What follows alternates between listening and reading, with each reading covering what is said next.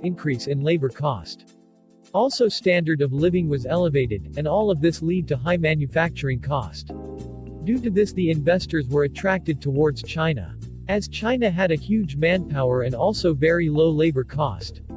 The Chinese government also started to build special economic zones, where massive factories and ports can be built.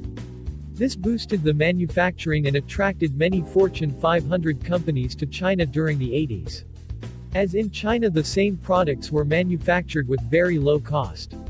In 2010 1/3 of all products on planet were manufactured in China. And that made China the second largest economy after US. But now many companies are moving out. Why? What is the reason? Please comment down what you think it would be. Reason number 1. Trade war between US and China. Trade war was started in 2018 when US imposed tariff of 25% on Chinese goods. Basically US accused China, as they were importing only $100 billion of goods from US. On the other hand US is importing nearly $500 billion of goods from China. Yet trade war is not just an import and export thing, but US has also accused China for not playing fair. Chinese government treats Chinese companies differently. As in they have better access to the markets than any other Western competitors, and sometimes Chinese companies get lands free of cost, plus they have very low tax. These factors make Western companies hard to compete with Chinese competitors. US also accused China for stealing their technology. From defense sector to the electronic and telecommunication equipment, China has copied or reverse engineered a lot of Western products and technologies. Recently US banned Huawei. US accused Huawei for spying in American communication networks. US took this as a national security threat. Also American government is pressurizing their companies to move their manufacturing out from China. Nearly 50 American companies are already moved out from China, and remaining are on their way. Reason number 2. Global supply chain disruption. Many countries are dependent on China for supply of goods. Due to the recent lockdown in China to control the COVID-19 pandemic, different products from the markets have wiped out completely. China is also number 1 country for manufacturing pharmaceutical medicine and equipments. Yet in this pandemic China is not able to fulfill the demand.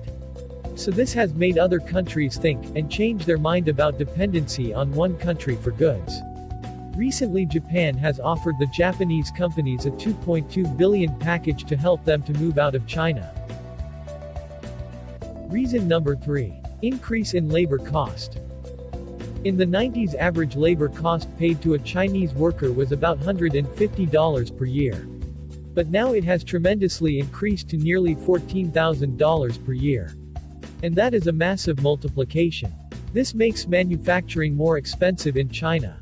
Due to this companies cannot make profits as they were making in the past. This made them think of relocating their manufacturing facilities. Also in 2016 China saw a decrease in manufacturing output for first time in history. Samsung, which is a South Korean company and second largest smartphone manufacturer in the world. They have now closed its manufacturing completely in China and shifted it to India step by step. Reason number 4. China's aggressiveness. As China has grown to the second largest economy, they have also grown their regional military power. Recently China had a conflict with Vietnam, Malaysia, Brunei and Philippines in the South China Sea. As the South China Sea is strategically important to China, as their 30% of world trade goes through this region. And it has been estimated that this region consists of 11 billion barrels of oil, and 190 trillion feet of natural gas. This shows how China is putting pressure on small countries using their military power. Also China is using their economical power to grab the African markets for natural resources. Countries like Zambia, Djibouti and Congo are facing big challenges to pay back Chinese debt. The Asian country Sri Lanka failed to pay Chinese debts, so Sri Lanka leased their Hambantota port to China for 99 years. Internationally this is called as debt trap diplomacy. US, Japan, South Korea, and the European countries are thinking to move their manufacturing facilities out from China. Also some economists said Dr. Fauci, today you said you are not for economic lockdown, yet your mitigation recommendations from dating to baseball to restaurants to movie theaters have led to this economic lockdown. Do you have any second thoughts about your mitigation recommendations, considering the evidence that despite all of the things we've done in the U.S., our death rate is essentially worse than Sweden, equivalent to the less developed world that is unable to do any of the things that you've been promoting? You know, Senator, I'd be happy at a different time to sit down and go over detail. You've said a lot of different things.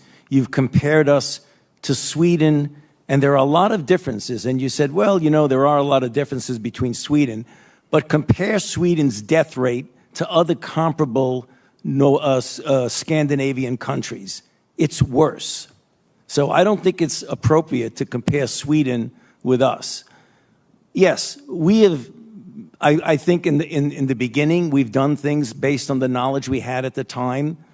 And hopefully, and I am, and my colleagues are humble enough and modest enough to realize that as new data comes, you make different recommendations. But I don't regret saying that the only way we could have really stopped the explosion of infection was by essentially, I want to say shutting down. I mean, essentially having the physical separation and the kinds of recommendations that we've made. You've been a big fan of Cuomo and the shutdown in New York. Okay. You've lauded New York for their policy. New York had the highest death rate in the world. How could we possibly be jumping up and down and saying, oh, Governor Cuomo did a great job? He had the worst death rate in the world. No, you misconstrued that, Senator, and you've done that repetitively in the past. They got hit very badly. They've made some mistakes. Right now, if you look at what's going on right now, the things that are going on in New York to get their test positivity 1% or less is because they are looking at the guidelines that we have put together from the task force of the 4 or 5 things of masks, social distancing, outdoors more than indoors, avoiding crowds, and washing hands. Or they've developed enough community immunity that they're no longer having the pandemic because they have enough immunity in New York City to actually stop. I challenge that, Senator, because I want to, please, sir, I would like to be able to do this because this happens with Senator Rand all the time. You were not listening to what the director of the CDC said, that in New York, it's about 22%. If you believe 22% is herd immunity, I believe you're alone in that. There's also